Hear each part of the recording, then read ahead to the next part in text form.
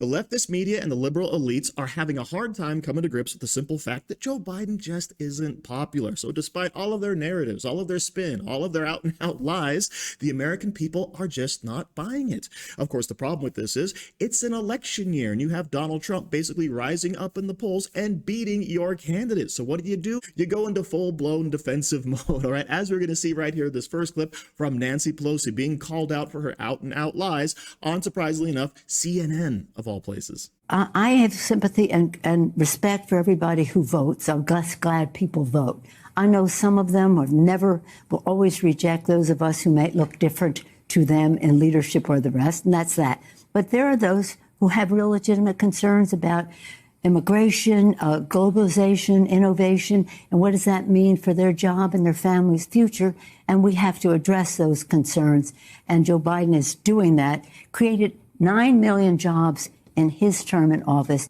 Donald Trump has the worst record of job loss of any president. So we just have to make sure people know. That was a global pandemic. He had the worst record of any president. We've had other concerns in our country. If you want to be an apologist for Donald Trump, that may be your role, but it ain't mine. And I he don't has think the worst. That anybody can accuse me of that. No, but let me just say. So Nancy Pelosi gets called out in real time for spreading fake news, the misinformation, right? Trump has the worst job numbers ever, the worst job creation ever. Well, it was a pandemic, Nancy. That's no excuse. Stop carrying water for Donald Trump. You're an apologist. Just by stating the simple fact that places like California, right, Michigan, stayed closed for months, if not years, which dragged down the job numbers, which dragged down the economy, which hurt Donald Trump in ways that I'm sure were totally not planned and coordinated by the Democratic Party. But of course, Joe Biden, his numbers are great. Never mind the fact that Trump was recovering from the pandemic. Joe, of course, gets into office somehow, and then his numbers start to recover back up to where Trump's were. Of course, a lot of those numbers, realized, always get revised down. And also, many of those jobs are actually part-time work, people doubling up just so they can make ends meet because people are not feeling very confident in the economy right now. And speaking of which, we have the same type of scenario happening over at CNN when they come to the realization that, yeah, Joe Biden is not looked upon fondly by the American people. Maria, let me ask you about this poll over the weekend, the new CNN poll showing Trump with this lead over Biden. I mean, a lot of Democrats looked at this and spit out their coffee on Sunday morning. The CBS battleground poll over the weekend did show a tight race in multiple swing states. So the numbers are all over the place. Right. It's April, and people say it's April, it's early. But May, yeah, it's almost May. Yeah. May is not that early. There's still 6 months left. I did not spit out my coffee. I had a very nice, calming cup of coffee yesterday, even after seeing this poll. Because, look, the trend with all of the other national polls is that the race is tightening. A lot of the other national polls, including the one that you mentioned, CBS, has Joe Biden either tied or ahead 2 or 3 points. The CBS poll had Joe Biden ahead in Michigan, tied in all of the other battleground states.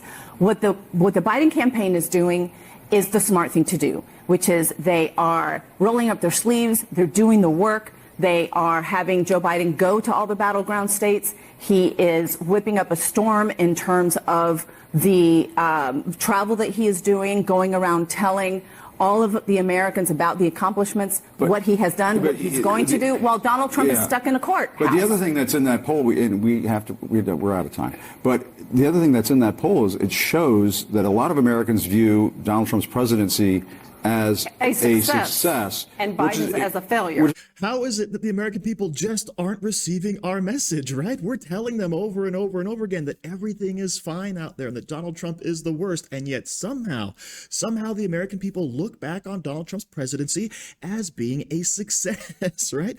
Despite COVID. Exactly. No one blames COVID on Donald Trump. I do blame the lockdowns on Donald Trump. He started the ball rolling, and that, of course, just empowered the states to do this insane idea. But never mind any of that. It hasn't stuck to old Teflon Don. And yes, the polls are in fact tightening. But when you compare the polls now to the polls from 2020, Donald Trump was never ahead. But here he is, tied or ahead in the general. And he's killing it in the swing states, which of course really has them worried. And notice, they said the quiet part out loud there. Joe Biden is doing all the right things. He's out there campaigning, hitting these battleground states where Donald Trump is what? Stuck in a courtroom.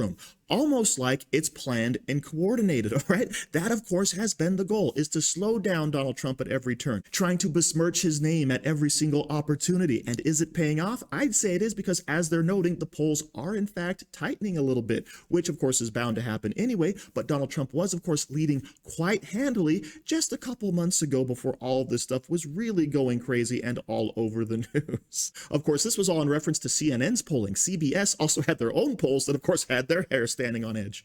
We asked them now, okay, has it gotten better?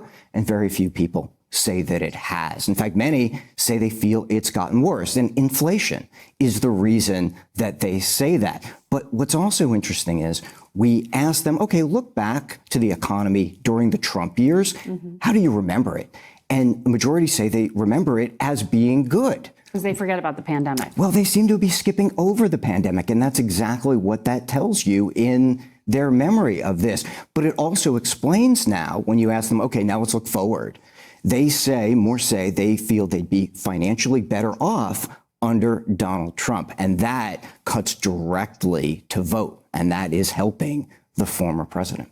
So here we have it again, a separate news entity, a separate polling firm, and they're having the same results. People are looking back fondly on Donald Trump and how he handled the economy versus Joe Biden, what he's doing to this nation. Right? So, of course, it's going to make their hair stand on end.